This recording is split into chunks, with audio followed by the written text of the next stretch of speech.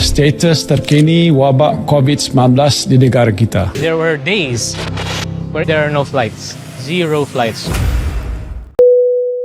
Tuan-tuan dan puan-puan, did you know that Suku Al-Ijarah is most widely used for aircraft leasing? It was predicted that Sukuk will play a significant role in integrating the funding gap in 2020. However, the momentum was greatly tempered by the devastating COVID-19. Assalamualaikum warahmatullahi wabarakatuh. Today, I would like to talk about the effects of the COVID-19 pandemic on airlines that earned a large amount of attention, but there was less covered on the aircraft leasing companies, which is the companies that lease aircraft to airlines. One of the effects of the COVID-19 is aircraft lessor in the balance sheet issue. The COVID-19 pandemic has caused the number of aircraft sales and acquisitions in the sector market to dry up almost entirely. This makes it difficult for the aircraft evaluation companies to provide advice on the current market value of aircraft since there is no transaction data to guide their valuations. The solution for this issue is include the payment of dividend. It is a payment from a part of a profit to company and retained earnings.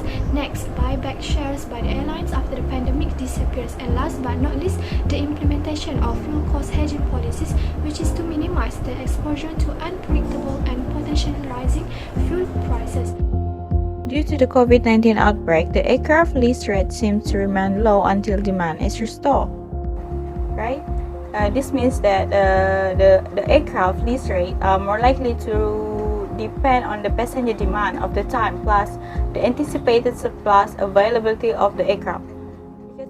They have issued rental breaks to some 70% or more of their clients, hoping that operators can survive and be able to pay back the rent they have accrued during the cruises. If airlines are still unable to pay what they owe and economic condition worsen, for example, in the event of a second phase, the lessor can eventually take more aircraft back.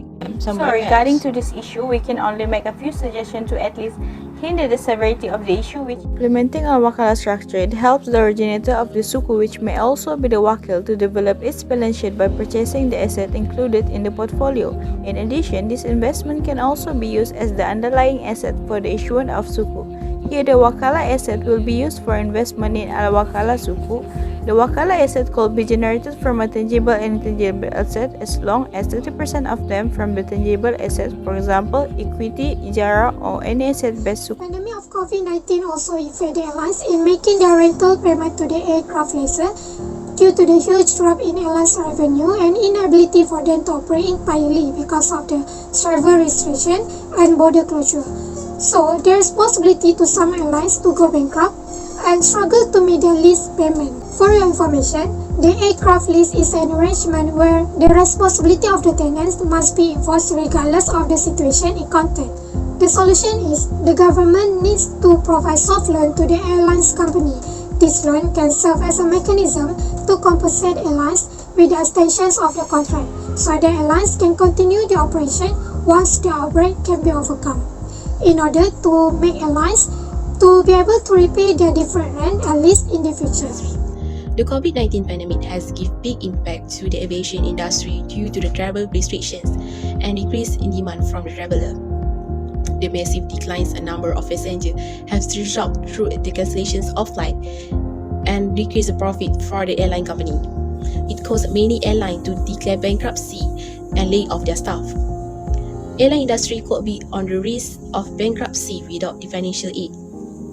The solution to overcome the COVID-19 effect is by renegotiate with the aircraft lessor to restructure the payment schedule or by getting more affordable lease rate. One of the effects of COVID-19 is the downturn of lessors' revenues and cash flows. The solution towards this issue is that airlines leasing should treat air cargo leasing as their core business. The demand for aircraft as freighter has grown over the year due to the outbreak of coronavirus. The conversion market from passenger to freighter, which is the P2F, has significantly grown, especially the demand for Boeing 767, 747, and 777. Therefore, it is predicted to grow in the future, functioning as an intra-regional express. The airlines leasing industry is intensely impacted by this pandemic since there are no endorsed medical treatment for COVID-19. In order to enrich the airline leasing industry, a range of relief policies can include mergers and acquisitions, tax policy, and government subsidies. However, the most recommended banking product suggested would be the Al-Wakalah structure to resolve this issue, as it is one of the world's most prominent sukuks in Islamic finance. Therefore, it is important for the airlines leasing industry to keep operations to generate income, to ensure the best performance, especially for the Islamic financing in Malaysia. Thank you for watching. Remember to stay safe, take care, and always wear your mask.